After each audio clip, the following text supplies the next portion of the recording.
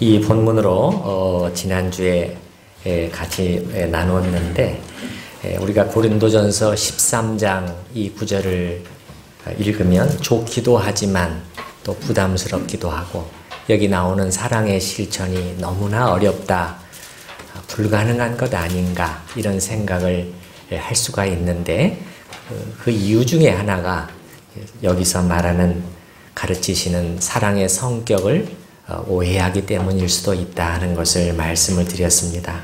성경이 우리한테 말씀하시고 요구하는 사랑은 감정적인 사랑 이전에 우리의 의지를 향해서 주시는 그러한 사랑의 요구다 하는 것들을 풀어서 설명해 드렸습니다. 감정과 의지를 말씀을 드렸는데 의지와 관련된 두 가지 단어를 특별히 제가 말씀을 드렸죠. 기억을 하시나요? 네네. 뭐하고 뭐? 결정과 행함. 네, 결정과 행함.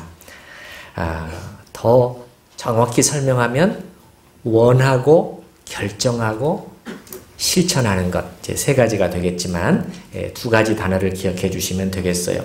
그래서 여기 고린도전서 13장에서 사도 바울이 말하는 것도 우리가 사랑의 감정을 먼저 가져야 되고 그러다 보면 내가 오래 참게 되고 성내지 않게 되고 그렇게 가르친다기보다는 그것이 아니라 우리가 오래 참음으로 행하는 것, 성내지 않고 화를 눌러 참고 상대방을 믿어주는 그 자체가 사랑입니다 하는 것을 말씀을 드렸습니다. 그 이후에 우리 성도님 중에 한 분이 질문을 해오신 게 있었어요. 목사님, 이번 그 설교를 듣고 고린도전서 13장에 대해서 새로운 시각을 가질 수 있게 되었고 좋았습니다. 그런데 의문이 있습니다. 두 가지 질문을 하셨는데 첫 번째는 그러면 예수님의 사랑도 그렇게 의지적인 성격의 사랑인가 하는 질문을 하셨어요. 내가 너희를 사랑한 것 같이 너희도 서로 사랑하라고 말씀하셨는데 예수님의 사랑도 그런 것입니까? 이렇게 질문을 하셨는데 여기에 대한 답은 이렇게 말씀드릴 수가 있겠습니다. 예수님의 경우는 우리와 달리 죄가 없으시죠? 그렇죠? 예수님은 죄가 없어요. 우리는 죄로 인해서 이 모든 것들이 의지와 감정이 분리가 되고 제멋대로 돌아가는 부조화 가운데 있지만 예수님의 경우는 다르다고 봐야 됩니다. 그래서 예수님께서 내가 너희를 사랑한 것 같이 이것은 의지적인 사랑을 먼저 하고 그걸 말씀하신다기보다는 내가 너희를 끝까지 참되고 진실하게 사랑한 것처럼 자기 자신의 전체를 내어주시기까지 사랑하신 것처럼 너희도 그렇게 사랑하라. 그런 의미로 우리가 해석을 해야 되겠고요. 두 번째 질문은 이렇게 감정이 별로 없는 의지만의 사랑은 좀 그렇지 않습니까? 라는 질문이었는데 충분히 일어날 수 있는 의문이라고 생각이 됩니다. 그러니까 성경은 사랑에 그러면 의지만 강조하고 감정은 다 무시하는 건가? 이렇게 감정이 빠져버린 사랑은 너무 무미건조한 사랑이 아닌가라는 질문이 우리에게 충분히 들 수가 있겠습니다. 거기에 대한 답은 이렇습니다. 의지적인 사랑이 이걸 의지적인 사랑이라고 이걸 감정적인 사랑이라고 한다면 의지적인 사랑이 바르게 이루어지면 사실은 감정적인 사랑도 따라오게 되어 있는 것입니다. 이것이 시간이 좀 걸릴 수는 있겠지만 그리고 이렇게 해서 생긴 감정이어야 그것이 바른 감정이고 건강한 감정이 되는 것입니다. 그렇지 아니하고 감정만 무조건 앞서게 되고 여기에 집착을 하게 되면 참 문제가 많게 됩니다. 그런 사랑, 감정에 치우친 사랑은 믿을 수가 없어요, 여러분. 믿을 수가 없는 것이 사람의 감정입니다. 그렇잖아요. 이 사랑이라는 것이 막 하늘로 저 위로 치솟았다가도 갑자기 저 땅 밑으로 꺼지기도 하고요. 그리고 이 사랑의 감정이 불처럼 뜨겁게 타올랐다가도 갑자기 식어버려요. 언제 그랬냐는 듯이 얼음장처럼 차가워지기도 하는 것이 인간의 이 감정이, 사랑이. 변덕이 죽을 듯 하는 것입니다. 본인 당사자도 자신의 감정이 이 안에서 왜 이렇게 요동치는지 모르는 경우가 허다해요. 지난번에 잠깐 말씀드렸지만 이렇게 된 이유가 뭐라고 그랬죠? 뭐 때문에? 죄가 우리에게 들어와서 그렇게 되었다고 했죠. 전적인 부패다. 인간의 구석구석 한 군데도 빠짐이 없이 지성과 감정과 의지와 마음과 생각과 양심과 모든 부분들이 오염되어 버렸기 때문에 제멋대로 돌아가고 있다는 것이에요. 그래서 우리 감정도 그렇게 이상하게 뒤틀려 버린 것입니다. 통제가 잘 안 돼요. 그래서 이제 예수님께서 우리의 구원이라는 것은 뭡니까, 여러분? 우리가 단지 죄 용서받고 죽으면 천국 가는 것이다. 그거는 구원을 너무 얕게 이해를 하는 것이죠. 이런 모든 것을 주님께서 회복을 시켜 가시는 거예요. 우리 안에서. 이 모든 것들이 다 회복이 되는 거예요. 제자리를 찾아가는 것이죠. 어떻게 그 일을 이루시느냐? 밖에서만 하시는 것이 아니라 사실은 우리 안에서부터 그 일을 시작하셔요. 성경이 새 사람이라고 부르죠. 새 사람. 옛 사람, 옛 본성, 철저히 부패해버린 옛 본성이 있지만 주님께서 우리 안에 새로운 본성을 심으셔서 그 놀라운 회복의 일을 해 나가시는 거예요. 이것은 나중에 제가 기회가 되면 또 자세히 또 설명을 드리도록 하겠습니다. 감정만의 사랑, 감정이 앞서는 사랑이 어떤 잘못된 결과를 초래하는지에 대해서 성경의 한 군데에서 잘 묘사해 주고 있는데 사무엘하 13장을 보게 되면 다윗의 아들 암논이 그 이복 누이 동생인 다말을 사랑했던 얘기가 나옵니다. 얼마나 사랑했던지 그 연모의 정 때문에 병이 났습니다. 병이 걸렸어요. 그런데 억지로 동침한 후에, 그러니까 성폭행을 한 후에 어떻게 되지요? 여러분이 성경을 잘 아시죠? 그 뜨겁던 사랑의 감정은 갑자기 팍 사그러져 버리고 대신에 지겨워하고 다말을 싫어하고 심지어는 미워하는 감정이 순식간에 암논의 마음을 채운다는 거예요. 성경을 제가 그대로 읽어드릴게요. 암논이 이제 다말을 심히 미워하니 이제 미워하는 미움이 전에 사랑하던 사랑보다 더한지라 사랑보다 더 큰 미움으로 미워하게 되었다는 거예요. 순식간에. 그래서 강제로 쫓아내버리지 않습니까? 그렇게 상사병이 날 정도로 좋아했던 여인이었어요. 자기 나름대로는 충실한 감정이었어요. 병이 날 정도였으니까요. 그런데 아마 암논 자신도 자신의 감정이 그렇게 바뀔 줄은 몰랐을 것입니다. 그래서 어떻게 되지요? 그 끝이 살해당하게 되지요. 다말의 친오빠인 압살롬이 앙심을 품고 있다가 기회를 봐서 살해를 하게 되죠. 암논은 다윗의 맏아들이었습니다. 무슨 말인가 하면 왕이 계승 서열 1위였다는 것이에요. 그런데 이렇게 비참하게 자기의 인생을 끝마치게 됩니다. 감정을 쫓아가는 삶이었던 것이죠. 이것이 감정적인 사랑의 한 단면이라는 것입니다. 너무 분명하잖아요.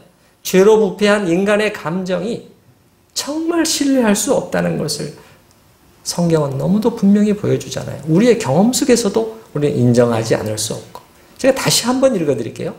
암논이 다말을 심히 미워하니 심히 크게 미워하게 됐다는 거예요. 세상에. 이제 미워하는 미움이 전에 사랑하던 그 사랑보다 더한지라. 이런 사랑, 올바른 의지에 의해서 통제되지 않는 사랑은, 감정만의 사랑은 믿을 수가 없는 것이에요. 이 세상에서는 그 사랑, 애정 하면은 보통 감정적인 사랑이 대부분 얘기가 되는 것이죠. 그래서 뭐 이별의 눈물이다. 우리는 보통 사랑 그러면 뭐 겨울 연가다, 뭐 총 맞은 것처럼 그냥 막 그런 쪽으로만 우리가 생각을 할 수가 있어요. 그게 사랑이다. 그게 진짜 사랑이야.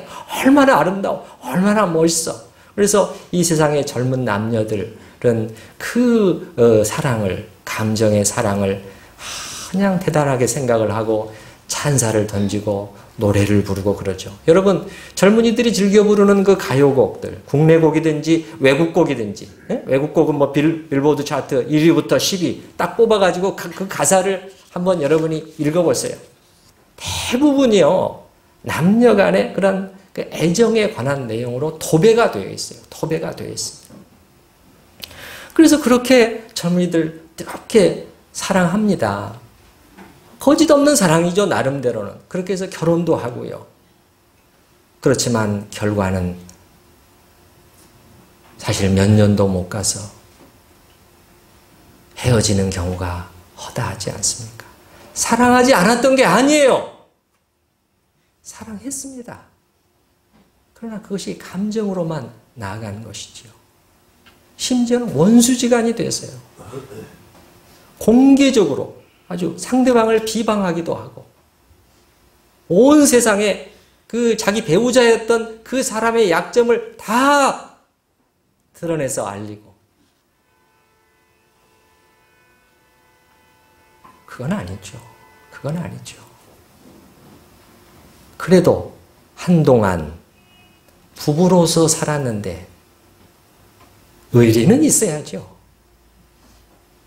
밉더라도 입을 다물어 줘야죠. 근데 이 감정은 이렇게 요동치는 거예요. 이렇게 요동치는 거예요. 물론 어른들의 때묻은 사랑에 비해서 젊은이들의 그 깨끗한 사랑, 어른들은 이것저것 따지고 계산하고 하는 그런 거지만 젊은이들 청춘 남녀의 그 맑고 순수한 애정이 나쁘다고 말하는 것은 아니에요.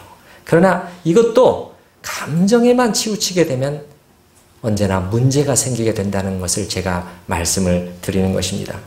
꼭 기독교적 관점이 아니라고 해도요, 이 세상에서 사랑이란 게 무엇인가 하는 것에 대해서 많이 연구해 본 사람들은요, 우리랑 비슷한 얘기를 사실 하고 있어요.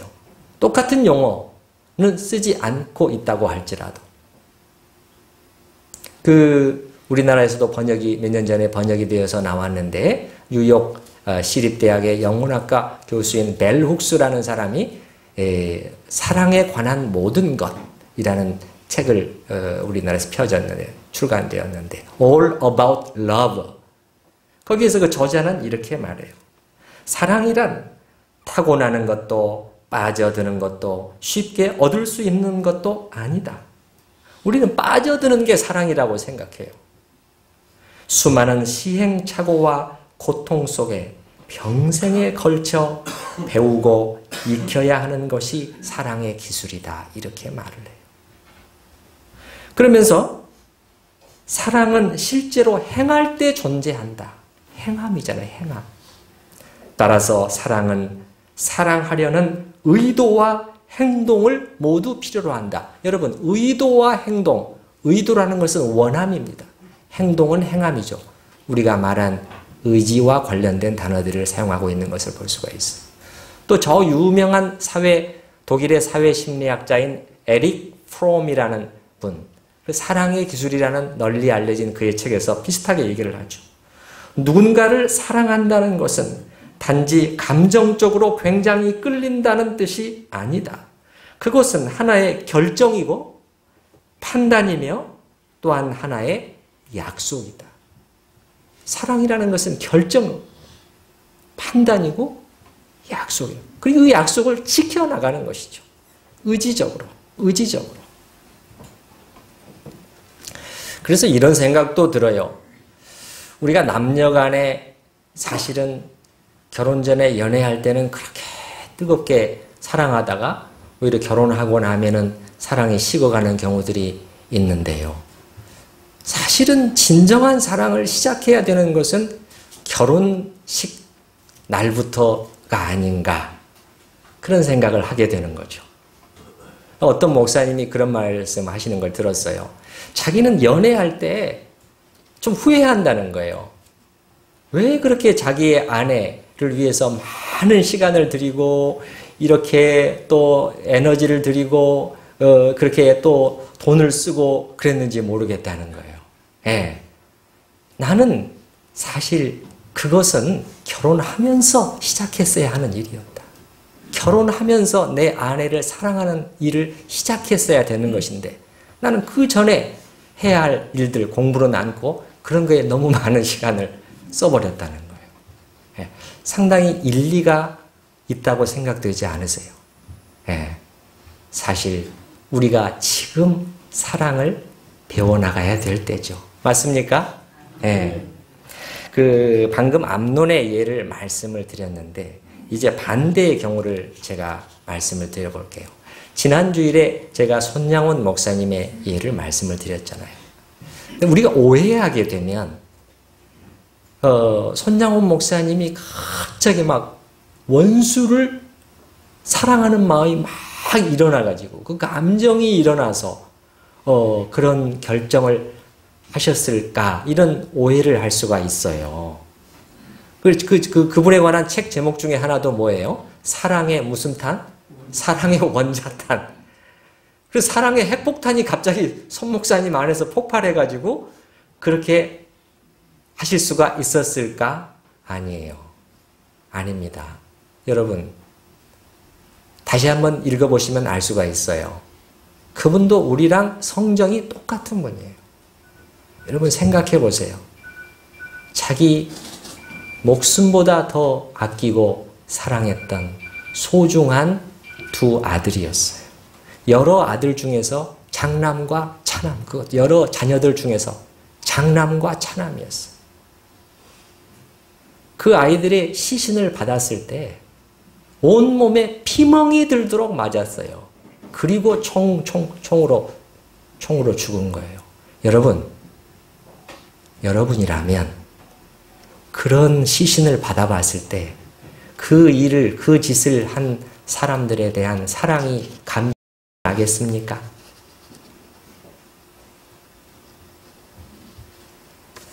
이건 제가 짐작으로 말씀드린 것이 아닙니다.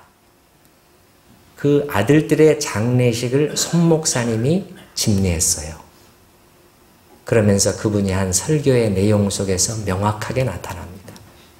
그분이 뭐라고 말하느냐? 제가 주님의 다른 모든 계명을 다 지키고서 원수를 사랑하라고 하신 그 계명을 안 지킨다면 저는 모든 계명을 어김이 되지 않겠습니까? 제가 알게 됐어요. 이 엄청난 결정과 실천을 했을 때 그분의 마음을 떠나지 않았던 것이 뭐였어요? 주님의 계명이었다는 거예요. 주님의 계명. 그러니까 감정이 아니라 그것은 의지적인 순종과 결단이었다는 거예요. 분명히 말해주는 거죠. 그런데 순종하되 제대로 순종하니까 하나님께서 사랑의 감정까지 부어주신 거죠. 그 딸 손동숙 권사는 이렇게 말을 해요. 자기는 그 사람을 양아들로 아빠가 맞아들였지만은 오빠로 부르지를 않았다는 거예요. 부를 수가 없었다는 거예요. 자기를 가장 예뻐해 주었던 큰오빠와 작은 오빠를 그렇게 죽인 사람을 내가 어떻게 오빠라고 부르느냐는 거예요. 용서를 못했습니다. 언제 용서했느냐? 그 사람이 죽기 직전에 찾아가서 용서했어요. 그런데 손동숙 권사는 이렇게 덧붙입니다. 그러나 아버지는 달랐다. 아버지는 그 양오빠를 사랑하되 진실하게 끝까지 사랑하셨다. 딸이 모르겠어요? 같이 살면서 모르겠어요? 껍데기로 지금 저러는지 진짜 사랑하는지. 그러니까 무슨 말입니까? 손 목사님이 주님의 계명을 실천하되 제대로 하니까 어떻게 된 거예요? 사랑의 감정, 그 한때 원수였던 양아들에 대한 사랑의 감정까지 부어주셔서 끝까지 사랑하게 하신 것이죠. 그러면 여러분, 손 목사님이 이러한 사랑을 말할 필요도 없이 누구한테 배웠겠어요? 원수를 사랑하는 이 사랑을 누구한테 배웠겠어요? 예수님이죠. 예수님. 말할 필요도 없이. 그가 경외함으로 섬겼던 예수님이 원수들을 위하여 자기의 목숨을 내어주신 것을 배웠잖아요. 우리 말씀 한번 찾아보십시다. 아는 말씀이지만 로마서 5장을 한번 보겠습니다. 로마서 5장, 제 성경으로는 244페이지 근처입니다.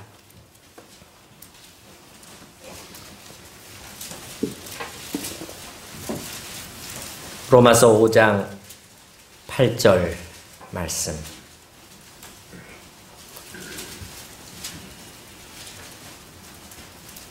그럼 같이 한 목소리로 읽어보십시다. 우리가 아직 죄인 되었을 때 그리스도께서 우리를 위하여 죽으심으로 하나님께서 우리에 대한 자기의 사랑을 확증하셨느니라. 죄인 되었을 때라는 것은 무슨 말입니까? 사실은 원수 되었을 때 그 말이에요. 우리가 아직 하나님과 원수 되었을 때, 우리가 하나님을 찾지도 아니하고 자기 잘난 줄로 알고 교만하고 뻣뻣하게 자기 길을 가고 있었을 때, 아직 하나님을 찾지 않았을 때 하나님께서 먼저 그 원수된 우리를 위하여 아들을 내어주셨다. 목숨을 내어주시는 사랑을 베풀어 주신 것이죠. 손 목사님이 이 사랑을 본받은 것이죠. 본받은 것이죠. 그리고 의지적으로 그거를 실천을 한 거예요. 그래서 그는 진정한 사랑의 사람이 될 수가 있었던 것이죠. 여러분, 다시 한번 정리를 합니다.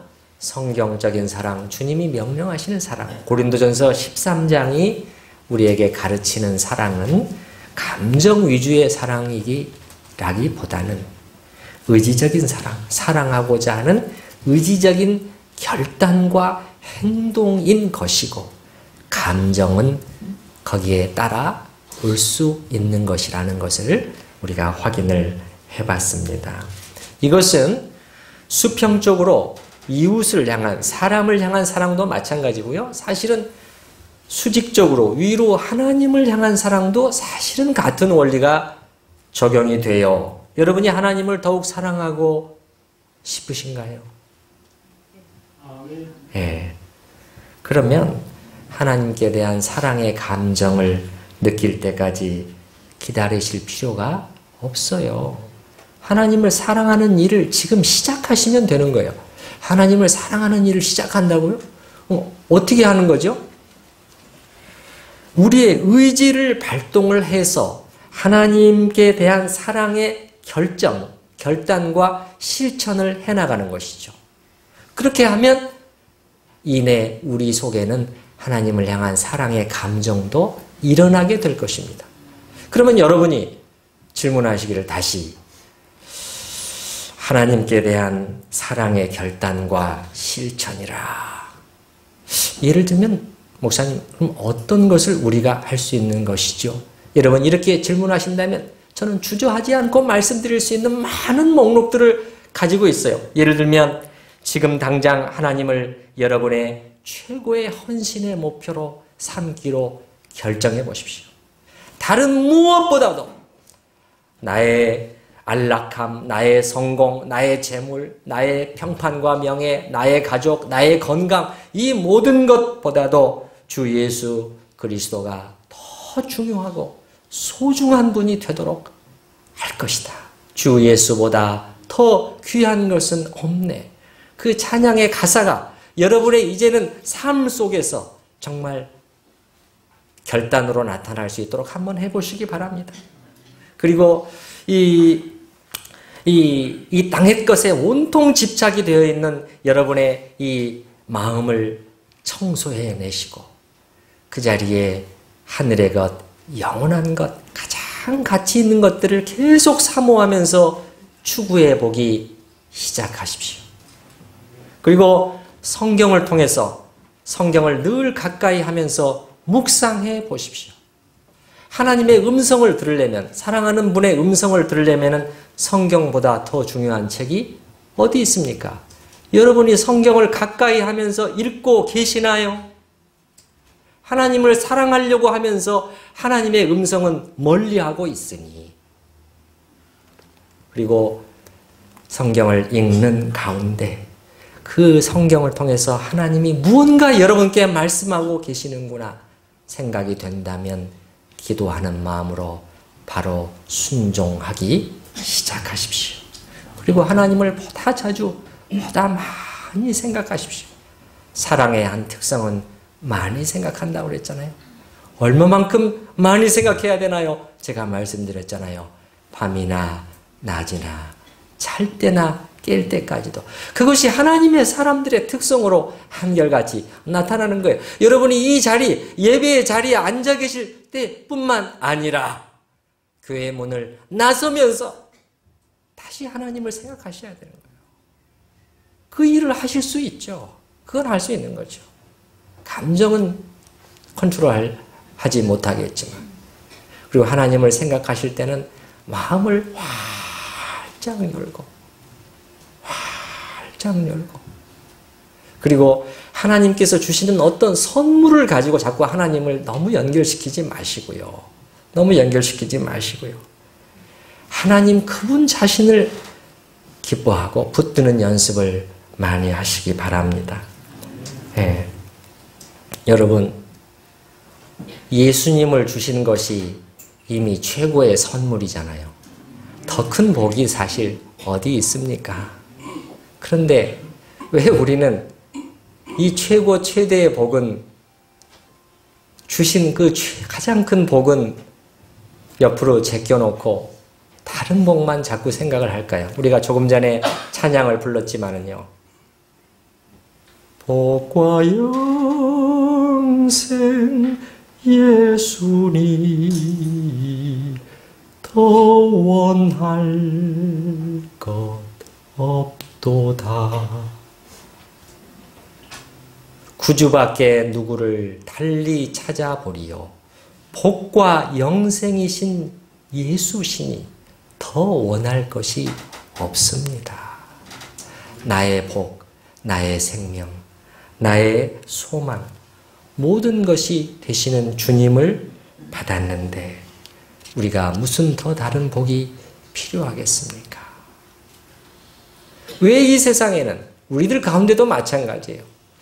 조금밖에 갖고 계시지 않은데도 그렇게 감사하는 성도님들이 있는가? 남들이 보기에는 상당히 가지고 있는데도 왜 그렇게 얼굴이 어두운 거예요? 복과 영생 예수는 어디 가버렸어요? 제가 이 5가지를 주님을 사랑하는 의지적인 결단과 실천으로 말씀을 드렸는데 그 외에도 많이 있지만 여러분 이 5가지를 하시되 정말 마음을 다해서 하시기 바랍니다. 내 마음을 다하고 목숨을 다해서 뜻을 다하고 힘을 다해서 주님을 사랑하라, 하나님을 사랑하라고 가르치셨잖아요. 네?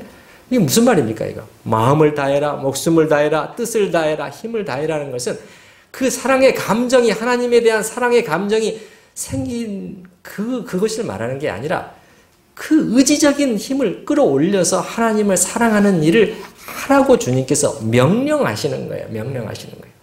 이렇게 여러분이 하나님을 사랑하겠노라고 의지적인 결단과 실천을 해나가면 머지않아 성령께서 여러분의 가슴 속에 하나님을 향한 사랑의 샘, 사랑의 감정의 샘을 열어주시게 될 것입니다.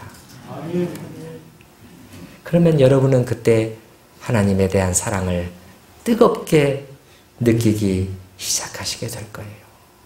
왜냐?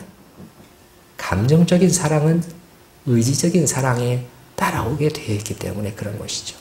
여러분이 그렇지 아니하고 하나님에 대한 사랑의 감정이 생길 때까지 그냥 앉아서 기다리겠다 이렇게 하시면 그때는 오지 않을 수가 있어요.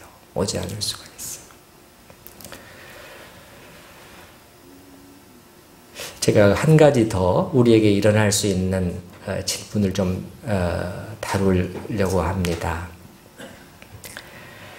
의지적인 사랑의 노력을 하다 보면, 특히 사람들과의 관계 속에서 이러한 노력을 하다 보면 가끔 이런 의문을 가질 수가 있어요.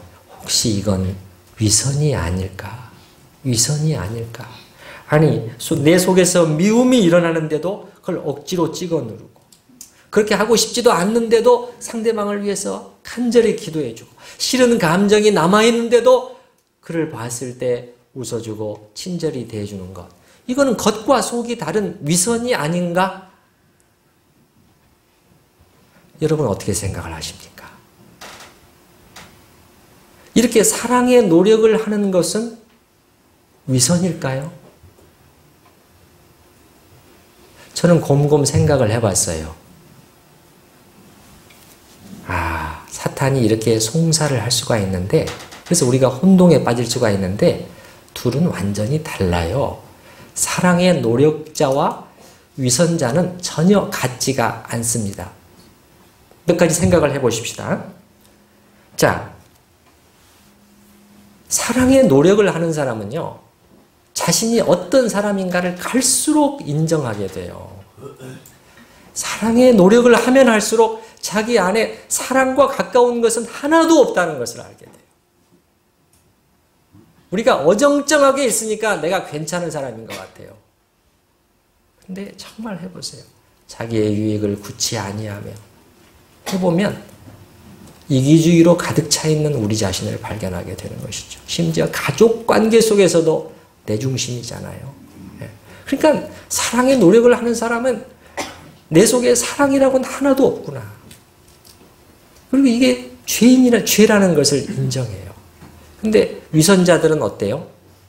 그런 생각이 있습니까? 인정하지도 않을 뿐더러 관심도 없습니다. 그의 관심은 어디가 있어요? 상대방에게 잘 보이는 것 외에는 관심이 없어요.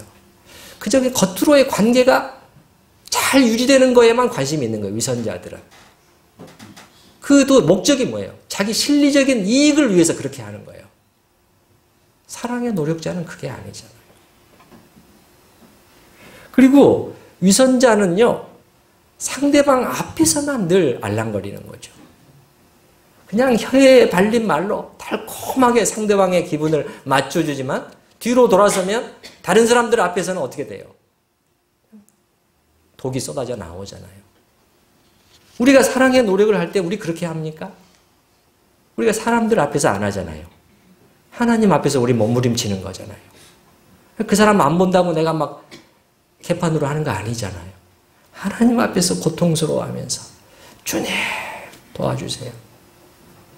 다른 사람들과 얘기할 때도 조심하려고 노력을 하게 되는 것이죠. 그리고 목표가 다르잖아요. 위선자는 그렇게 보이는 것이 목표예요.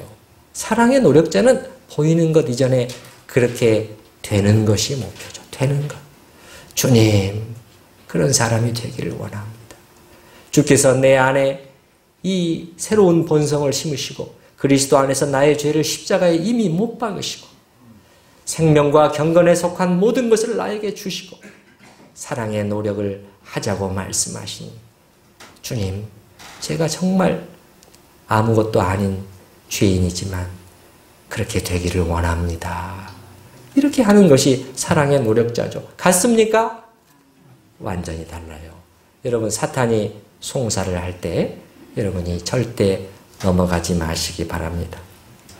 자, 그래서 우리는 성경에서 명하는 하나님께서 우리에게 하기를 원하시는 사랑이 무엇인가를 이제 확인했습니다. 하나님께서 우리에게 사랑해라. 그렇게 말씀하셨을 때 우리 안에 형제 자매를 향한 사랑의 느낌, 사랑의 감정이 풍성해지기를 요구하시는 것이라면 우리 대부분은 자신이 없습니다. 저도 없어요. 아마 여기 계신 다른 어떤 분들보다 더 자신이 없는 사람이 바로 저일 것입니다. 가장 가까운 사람들마저도 사랑할 수 없는 그런 저 자신을 늘 발견하고 괴로워하는 저이기 때문에 그렇죠. 그러나 주님의 요구가 그것이 아니고 사랑하라고 하실 때 감정이 일어나도록 감정이 풍성해져야 된다 그렇게 말씀하시는 것이 아니라 의지적인 사랑의 작업, 원하고 결단하고 하나라도 해보는 그 사랑의 노력을 말씀하시는 것이라면 그거 우리가 불가능하다고 해야 되나요? 시작할 수는 있지 않겠습니까? 시작할 수는. 한 7, 8년 전에 MBC TV에서 네 번째 엄마라는 제목의 다큐멘터리가 방영이 된 것을 본 적이 있어요. 탤런트인 송옥숙 씨라는 분의 얘기였어요. 이분이 얼굴을 보니까 가끔 보던 탤런트더라고요. 그런데 제목에 있는 것처럼 이분이 어떤 아이의 네 번째 엄마가 되어보는 경험을 다큐멘터리로 찍은 것이었어요. 필리핀계 한국 여자아이인데 혈통은 필리핀 혈통이지만 한국에서 아마 이제 자란 여자아이인 것 같아요.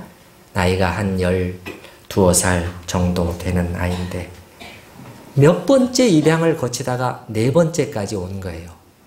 세 번째 입양했던 분도 재정이 어려워지니까 다시 시설에 맡긴 것을 데려와 본 거예요. 남편과 상의하고 사랑으로 한번 키워보자. 이렇게 데려온 거예요. 이분이 TV 화면에서 비춰주는데 아이들에게 친딸과 입양한 딸들에게 성경을 읽어주는 장면이 나오더라고요. 기독교인인 것이 분명하죠. 개신교인인 것 같았어요. 근데 여러분 그 일이 어찌 쉬웠겠습니까? 입양한 지 1, 2년 정도 됐을 때 찍은 것이었던 것 같아요. 아이는 마음이 닫혀버렸습니다. 생각해 보세요. 부모에게 정을 주려고 하면 버림받은 거예요. 정을 주려고 하면 또 버림받아요.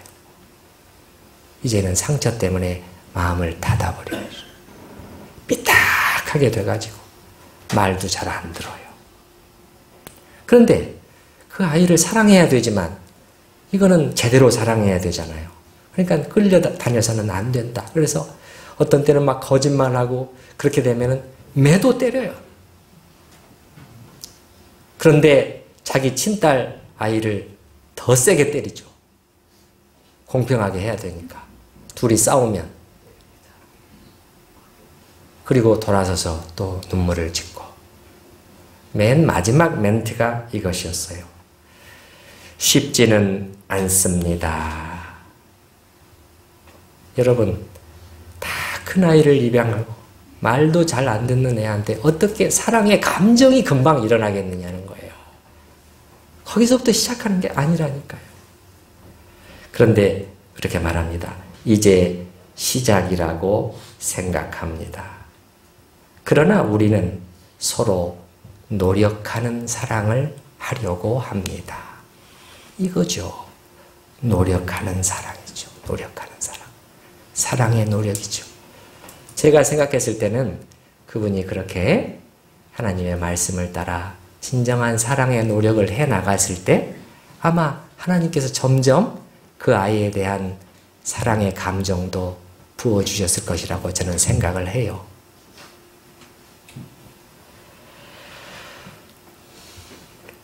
노력하는 사랑, 사랑의 노력. 우리는 안 된다, 안 된다 하는데 과연 회복이나 하고서 그런 생각을 하고 있는 것인지 돌아볼 필요가 있겠습니다.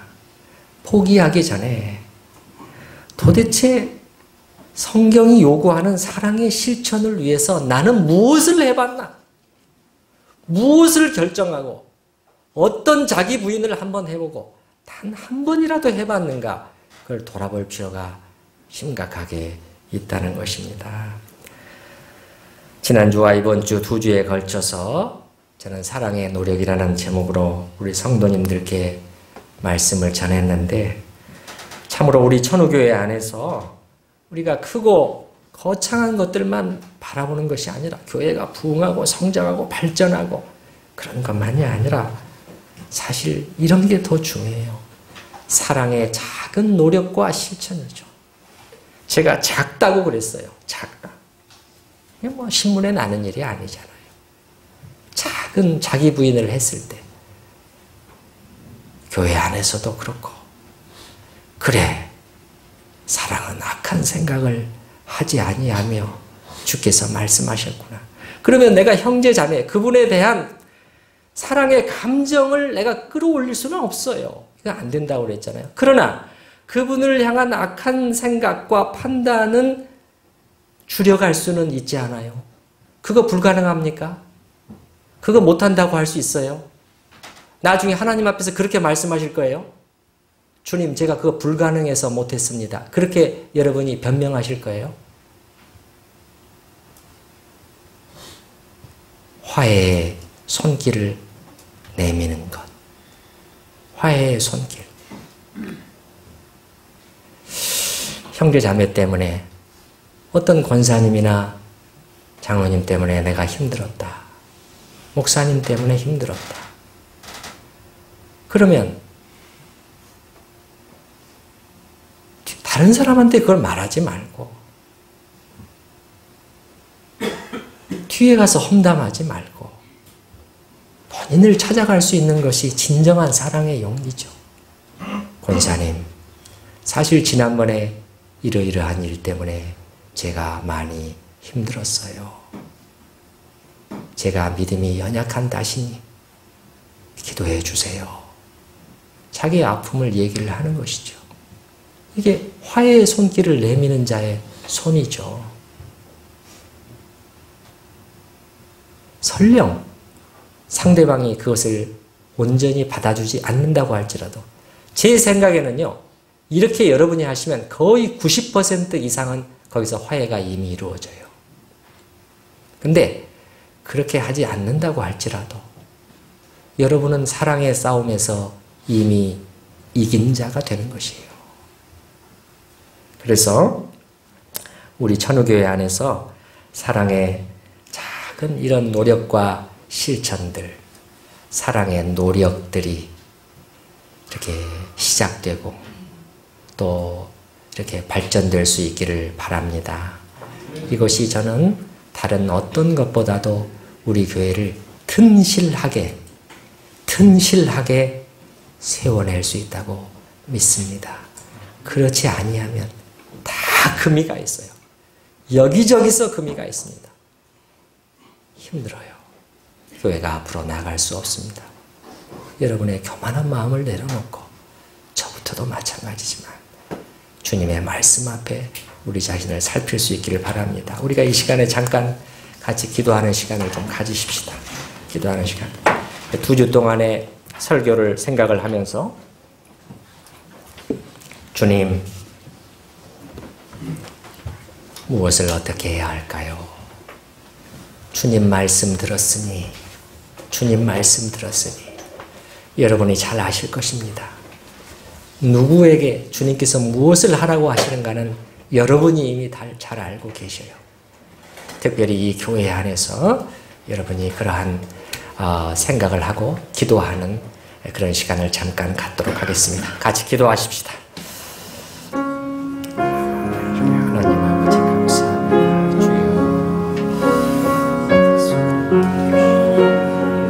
주님의 말씀을 들어서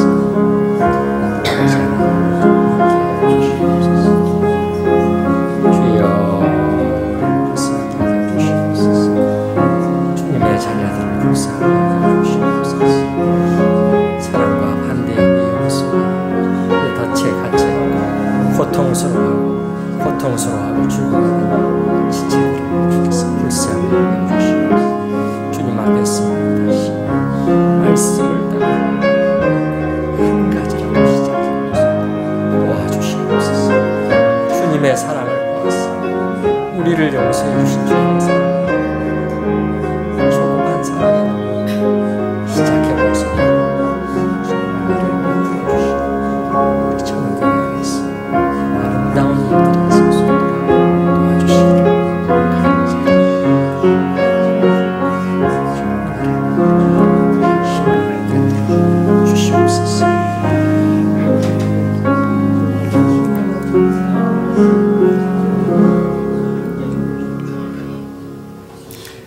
우리 각자 안에서 그리고 이 천우교회라는 믿음의 공동체 안에서 사랑의 회복이 일어나기를 명령하시고 간절히 원하시는 주님, 우리가 주님이 말씀하시는 사랑을 잘 들었고 또 배웠사오니 그 사랑의 작은 실천과 노력들이 우리 교회 안에서 또 우리 각자 안에서 조용히 시작되고 진행될 수 있도록, 그러나 그것이 이 교회를 정말 세워내는 아름다운 열매에 이를 수 있도록 주님 은혜를 베풀어 주시옵소서.